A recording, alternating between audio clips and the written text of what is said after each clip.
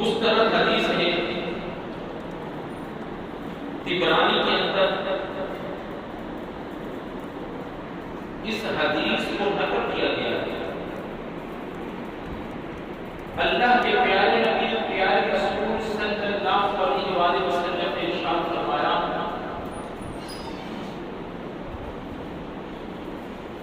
کہ ذی الحج کے پہلے جو 10 راتیں ہیں اور 9 دن ہیں، والفجر ولیال عشر، اس کی جو راتیں ہیں 10 اور 9 دن ہیں، اس کی فضیلت محمد کریم نے فرمائی ہے کہ اس دن اگر کوئی ایک روزہ رکھے، 9 روزوں تو بڑی برکت کی بات ہے، اگر کوئی ایک روزہ ان دنوں میں رکھتا ہے تو اللہ رب العزت ایک روزے کے بدلے 1 سال کے روزے کا ثواب عطا فرمائے۔ اللہ کے پیارے نبی صلی اللہ علیہ وسلم نے ارشاد فرمایا یہ جو ذی الحج شریف کے دن ہیں اور راتیں ہیں، یہ اتنی بابرکت ہے کہ اس میں انسان کے اعمال، اس کے اوپر جو اجر و ثواب ہے وہ بڑھا چڑھا کر عطا کیا جاتا ہے۔ پھر آپ نے مثال دے کر ارشاد فرمایا، یعنی اے میرے صحابیوں، اس کی مثال یوں سمجھو کہ اس کی جو 10 راتیں ہیں، ان راتوں میں اگر کوئی میرا امتی قیام کرے، عبادت کرے، مجھے یاد کرے، تو ہر رات کے بدلے اللہ لیلۃ القدر کی رات جتنا ثواب عطا کرتا ہے۔ اے ایمان والو، ہم 21، 23، 25، 27 اور 29 راتوں کو کتنی محنت کرتے ہیں اور کرنی بھی چاہیے، پھر بھی انسان کو یہ پتہ نہیں ہوتا کہ رات نصیب ہوگی یا نہیں ہوگی، انسان کو ثواب ملے گا یا نہیں ملے گا۔ لیلۃ القدر کی بات کر رہا ہوں، جو 84 سال کم و بیش وہ ثواب ہمیں عطا ہوگا یا نہیں ہوگا، لیکن یقین کے ساتھ اللہ پر توکل کرتے ہوئے ہم عبادت کرتے ہیں، لیکن یہاں تو محمد کریم نے کنفرم کر دیا ہے، آقا کریم نے مہر لگا دی ہے، اللہ کے پیارے رسول نے واضح ارشاد فرما دیا ہے، ارے یہاں ڈھونڈنے کی ضرورت نہیں ہے، یہاں تلاش کرنے کی ضرورت نہیں ہے، یا محمد کریم نے واضح بتا دیا ہے، وہاں تو تلاش کرنی پڑتی ہے، ثواب ملے یا نہ ملے، یا محمد کریم نے واضح ارشاد فرما دیا کہ راتوں کو جاگنا تمہارا کام ہے، عبادت کرنا تمہارا کام ہے، ہر رات جو عبادت کرتا جائے گا رب لیلۃ القدر جتنا ثواب عطا کرتا جائے گا۔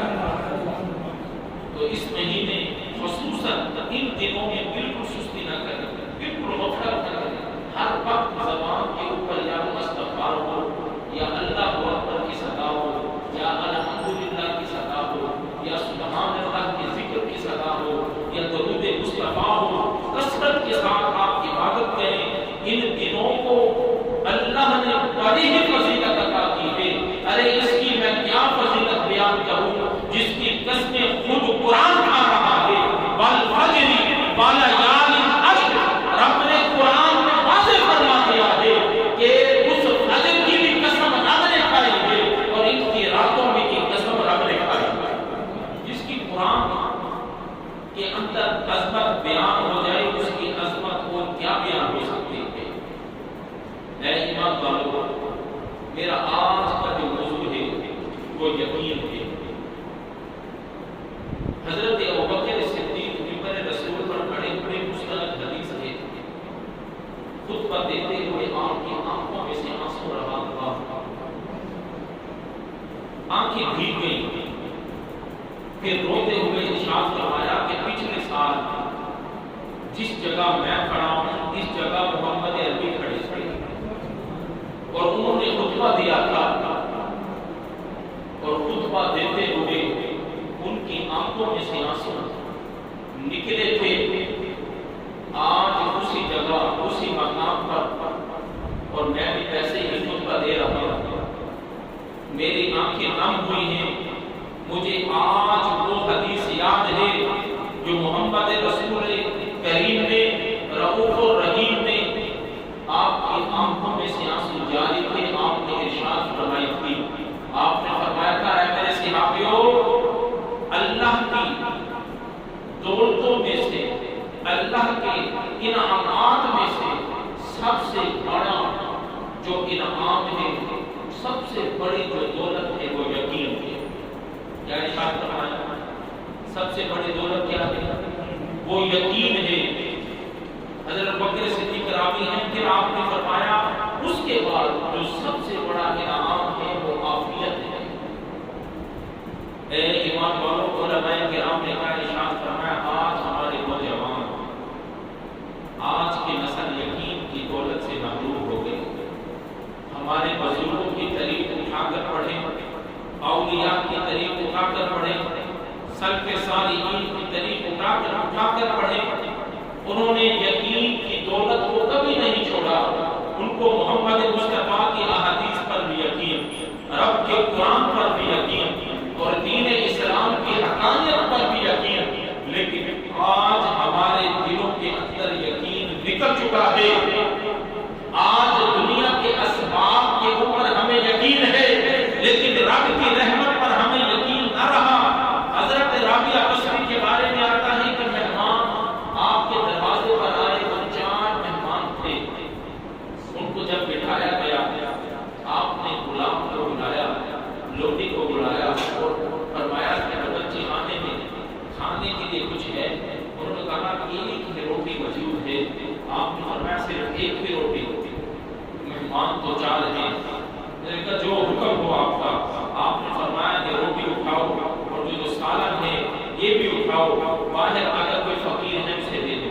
اب وہ آپ کی طرف دیکھنے لگی اور کہنے لگی، اے رابعہ بصری رحمت اللہ علیہ، ارے یہ چلو ایک تو موجود ہے، باقیوں کا انتظام کریں، مہمان دروازے پر بیٹھے ہیں، ان کی خدمت میں کھانا پیش کرنا ہے۔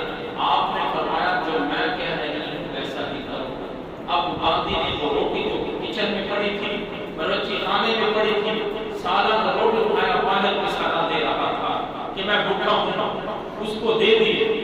اب تھوڑی ہی دیر میں دروازے پر دستک ہوئی، باندی دروازے پر جاتی ہے، کہتے فلاں ہمسائے نے آپ کی طرف یہ سالن اور روٹیاں بھیجی ہیں، وہ اندر لے کر آیا ہے، آپ برتن مجھے خالی کر دیں۔ وہ روٹی اندر لے کر آئی اور آپ کی خدمت میں رکھی۔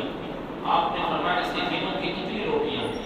جب رومال ہٹایا گیا تو وہ 5 روٹیاں تھیں۔ آپ نے فرمایا اسے واپس کر دو۔ انہیں کہو انہوں نے کسی اور کے گھر میں بھیجا ہے، تم بھول کر ہمارے گھر آ گئے ہو۔ اب روٹی نے واپس کر دی۔ تھوڑی دیر کے بعد دروازے پر پھر دستک ہوتی ہے کہ فلاں ہمسائے نے یہ بی بی صاحبہ کو یہ سالن اور روٹیاں بھیجی ہیں، اور روٹی اندر لے کر آئی۔ آپ نے فرمایا گنو کتنی روٹیاں ہیں؟ جب گنا گیا تو 7 روٹیاں اور سالن تھا۔ آپ نے فرمایا یہ واپس کر دو۔ انہوں نے کہو ان کی بات غور سے سنو، انہوں نے کہیں اور تمہیں بھیجا ہے، تم بھول کر یہاں آ گئے ہو۔ اب تھوڑی ہی دیر کے بعد پھر دروازے پر دستک ہوئی تو انہوں نے کہا فلاں سردار نے آپ کے گھر میں بھیجا ہے۔ جب گنا گیا تو 10 روٹیاں تھیں اور سالن تھا۔ آپ نے فرمایا یہی ہمارے گھر آیا ہے۔ روٹی منہ تکنے لگی اور کہنے لگی یہ کیا ماجرا ہے؟ انہوں نے کہا تم نے محمد کریم کی حدیث نہیں پڑھی؟ میرے مصطفیٰ نے فرمایا ہے اگر میرے نام پر ایک دو، میں ایک نہیں میں 10 ادا کرتا ہوں۔ میرے نام پر ایک دو، میں ایک نہیں میں کتنے دیتا ہوں؟ 10 ادا کرتا ہوں۔ ارے وہ جو 5 روٹیاں تھی وہ میری نہیں تھی، جو 7 تھی وہ میری نہیں تھی، میں نے ایک روٹی رب کے نام پر دی ہے، رب نے 10 روٹیاں مجھے عطا کر دی۔ یہ تھا ہمارے بزرگوں کا یقین، یہ تھا ہمارے سلف صالحین کا عقیدہ، یہ تھا ان کے طرز امتیاز۔ لیکن آج ہمارے یقین کو کیا ہو گیا؟ آج ہمارے یقین کو زنگ لگ گیا۔ آج ہمیں اسباب پر تو یقین ہے، جو مسبب الاسباب ہے آج اس کے اوپر ہمیں یقین نہ رہا۔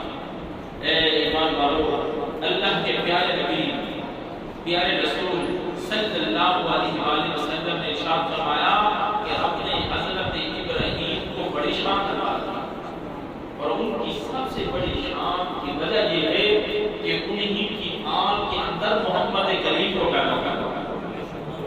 سب سے بڑی ان کی عظمت یہ ہے حضرت ابراہیم علیہ السلام کے لیے یا ہمارے مسجد کا مینار اگر اس کی پیمائش کی جائے، ماشاءاللہ متولی صاحب بھی موجود ہیں، ان سے پوچھا جائے تو مسجد کی مینار کی لمبائی کتنی ہوگی؟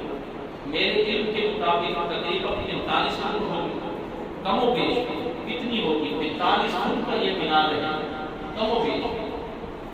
اور حضرت ابراہیم علیہ السلام کو جب آگ میں ڈالا جا رہا تھا تو وہ جو احاطہ بنایا گیا، سب سے پہلے وہ جو فرعون تھا اس کو فرعون کہیں، نمرود کہیں، وہ اتنا ظالم اور جابر تھا، جب آپس میں مکالمہ ہوا، آپ نے دلائل دیے، جب وہ جھوٹا ہونے لگا تو غصے میں آ گیا اور کہنے لگا اس کے لیے ایک چار دیواری بناؤ جو 90 فٹ اوپر ہو۔ کتنے فٹ؟ 90 فٹ اوپر ہو، اور ایک چار دیواری بنائی گئی جو 90 فٹ اوپر تھی۔ اب خود اندازہ لگائیں وہ دیواری کتنی اوپر ہوگی۔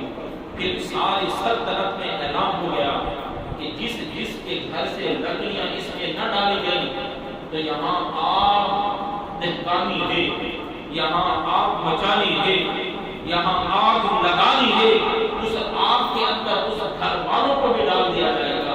اور اس احاطے کو وہ لکڑیوں سے بھرنا شروع کر دیا، حتیٰ کہ 90 فٹ تک تاریخ میں آیا ہے وہ نیچے سے لے کر لکڑیاں اوپر تک 90 فٹ کی دیوار تک منہ تک فل ہو گئی۔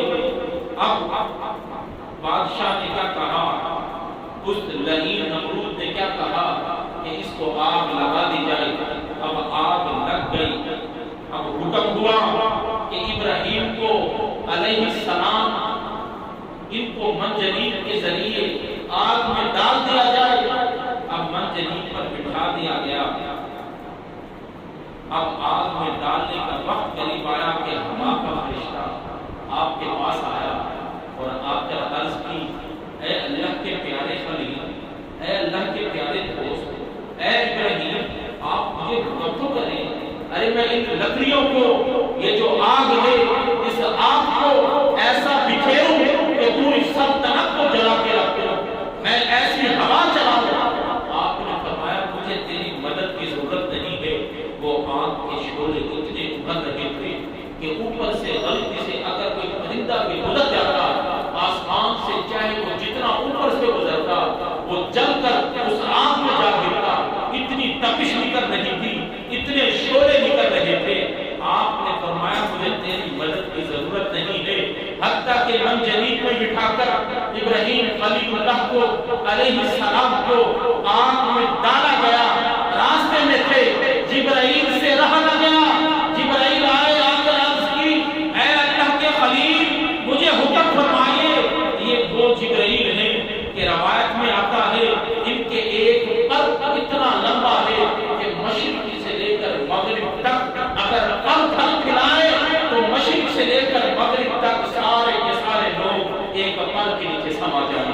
حضرت جبرائیل علیہ السلام آئے، آ کر عرض کی، اللہ کے خلیل، کوئی مدد کی ضرورت ہو حکم ارشاد فرمائیں، میں آپ کا غلام حاضر ہوں۔ آپ نے فرمایا جبرائیل، مجھے تیری مدد کی ضرورت نہیں۔ پھر عرض کی، اے اللہ کے خلیل، اگر ہم سے مدد کی ضرورت نہیں تو اس سے مدد مانگ لیجئے۔ آپ نے فرمایا، ارے اس سے مدد کیا مانگو، مدد تو اس سے مانگتے ہیں جو دیکھ نہ رہا ہو۔ میرا رب مجھے دیکھ بھی رہا ہے اور میرا رب مجھ پر رحمت بھی کرے گا۔ یہ تھا یقین، یہ تھا کامل اعتقاد، یہ تھا نبیوں کا عقیدہ۔ ارے جس کا رب دیکھ رہا ہو اس رب سے مانگنے کی ضرورت نہیں ہے، لیکن مانگنا بھی سنت ہے اور رب کا حکم ہے۔ لیکن وہ اعتقاد اتنا پختہ تھا، اللہ کے اوپر یقین اتنا پختہ تھا کہ ابھی آگ میں نہیں گئے